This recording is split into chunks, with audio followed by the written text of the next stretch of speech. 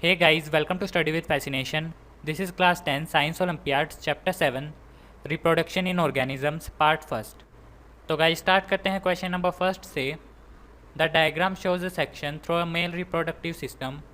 What will be affect if gland x is removed. हमारे पास एक diagram है male reproductive system का. हमें बताना है अगर हम ग्लैंड एक्स को रिमूव कर दें तो उससे क्या अफेक्ट होगा. तो जो हमारा ग्लैंड एक्स है ये है हमारा प्रोस्टेट ग्लैंड. तो जो हमारा प्रोस्टेट ग्लैंड है इसका काम होता है फ्लूइड रिलीज़ करना, जो कि होता है मिल्की और एल्कलीन. ये जो फ्लूइड है ये हेल्प करता है सीमन के फॉर्मेशन में. ये जो हमारा फ्लूइड है इसके अंदर होते हैं न्यूट्रिएंट्स जो कि नरिश करते हैं स्पर्म्स को. तो स्पर्म्स को जो एनर्जी मिलती है वो मिलती है इस फ्लूइड से. तो अगर हमारा प्रोस्टेट ग्लैंड रिमूव हो जाएगा तो स्पर्म्स को नरिशमेंट नहीं मिलेगा और जो स्पर्म्स है वो हमारे लेस एक्टिव होंगे. तो जो करेक्ट ऑप्शन है वो है हमारा option number D, sperms will become less active. ये है हमारा करेक्ट ऑप्शन. तो गाइज नेक्स्ट क्वेश्चन है question number second. In generative fertilization a dash fuses with a dash. तो क्वेश्चन में हमें कहा गया है कि जो जनरेटिव फर्टिलाइजेशन है इसके अंदर क्या चीज़ किसके साथ फ्यूज़ करती है. तो जो जनरेटिव फर्टिलाइजेशन है ये होता है हमारा फ्लावर्स के अंदर. जो हमारे फ्लावर्स है इनके अंदर होती है डबल फर्टिलाइजेशन.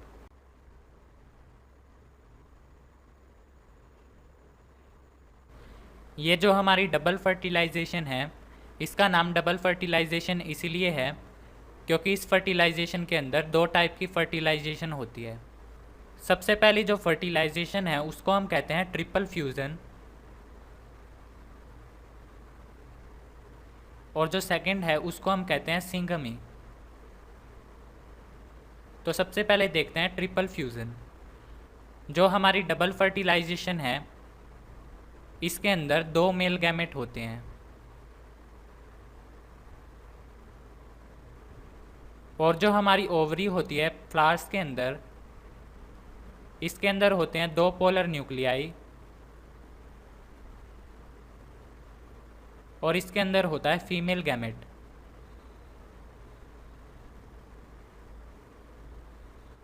तो जो हमारे दो मेल गैमेट हैं उनमें से एक हमारा फ्यूज़ होता है टू पोलर न्यूक्लियाई से और जो हमारा सेकंड मेल गैमेट है वो हमारा फ्यूज़ होता है फीमेल गैमेट से. इसीलिए हम इसको कहते हैं डबल फर्टिलाइजेशन. जो हमारा पोलर न्यूक्लियाई वाला रिएक्शन है इसके अंदर तीन पार्टिकल्स हैं इसलिए इसको कहते हैं ट्रिपल फ्यूज़न. और जो हमारा सेकंड फर्टिलाइजेशन है यानी कि फीमेल गैमेट का मेल गैमेट के साथ फ्यूज़न उसको हम कहते हैं सिंगमी. ये जो हमारा सिंगमी है इसका दूसरा नाम होता है जनरेटिव फर्टिलाइजेशन. तो सिंगमी का दूसरा नाम है जनरेटिव फर्टिलाइजेशन. जो ट्रिपल फ्यूज़न है इससे बनता है एंडोस्पर्म जो कि स्टोर करता है फूड, और जो हमारा सिंगमी है इससे बनता है एम्ब्रियो जिसके अंदर एक्चुअल लाइफ होती है. तो हमसे पूछा गया है जनरेटिव फर्टिलाइजेशन में कौन सी चीज़ फ्यूज़ करती है. तो जो हमारा आंसर होगा वो होगा option number C, male gamete fuse करता है फीमेल गैमेट के साथ. तो गाइज नेक्स्ट क्वेश्चन है question number 3. Select the incorrect statement. हमें सिलेक्ट करनी है इनकरेक्ट स्टेटमेंट. तो सबसे पहले option number A, carpel is a part of androecium. जो हमारा कार्पल है ये पार्ट है एंड्रोशियम का. ये स्टेटमेंट है हमारी इनकरेक्ट. जो हमारा एंड्रोशियम है ये हमारा बना है वर्ड एंड्रो से. इस वर्ड का मतलब होता है मेल, यानी कि जो एंड्रोशियम है ये हमारा मेल रिप्रोडक्टिव सिस्टम है फ्लावर का. और जो हमारा वर्ड है गाइन इसका मतलब होता है फीमेल. तो गाइनोशियम जो वर्ड है इसका मतलब होगा फीमेल रिप्रोडक्टिव सिस्टम फ्लावर का. तो जो हमारा कार्पल है ये हमारा पार्ट होता है गाइनोशियम का ना कि एंड्रोशियम का. तो ये स्टेटमेंट है हमारी इनकरेक्ट. इसके बाद statement number second, secondary nuclei may form a diploid polar nucleus prior to fertilization। इस स्टेटमेंट में लिखा गया है कि जो हमारा सेकेंडरी न्यूक्लियस है वो हमारा बनता है डाइप्लॉइड पोलर न्यूक्लियस फर्टिलाइजेशन से पहले। ये स्टेटमेंट है हमारी इनकरेक्ट। जो हमारे फ्लावर्स हैं उनके अंदर होते हैं दो पोलर न्यूक्लियस।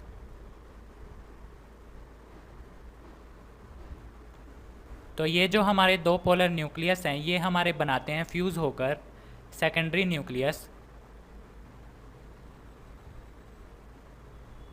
लेकिन इस स्टेटमेंट में लिखा गया है सेकेंडरी न्यूक्लियस हमारा बनाता है पोलर न्यूक्लियस को।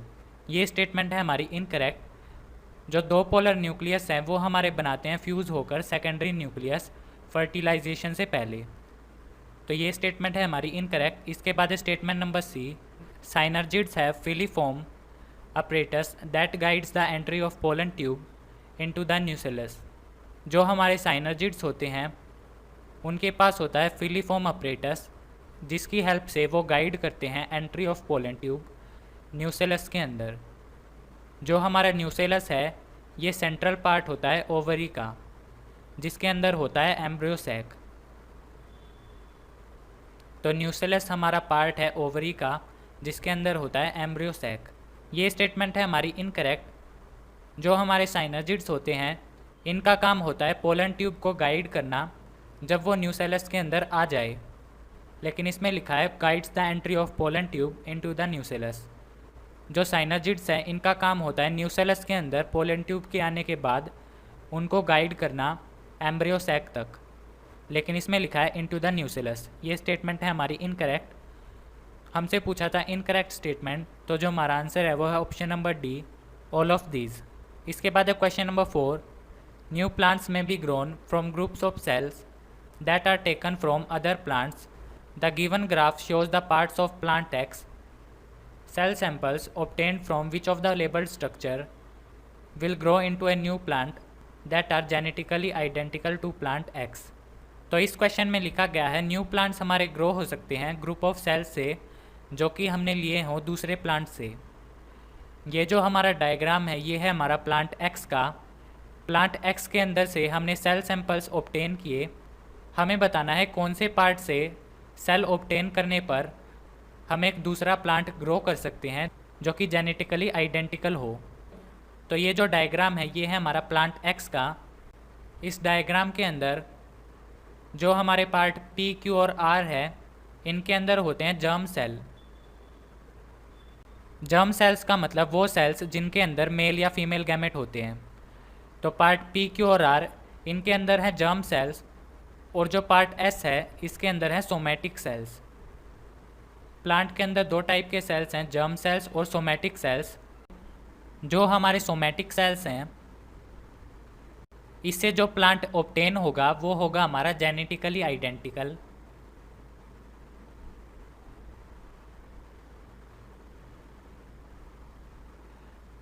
लेकिन जो हमारे जर्म सेल्स हैं इससे जो प्लांट ऑब्टेन होगा वो हमारा आइडेंटिकल नहीं होगा क्योंकि जर्म सेल्स के अंदर क्रॉसिंग होती है जिससे होती है वेरिएशन।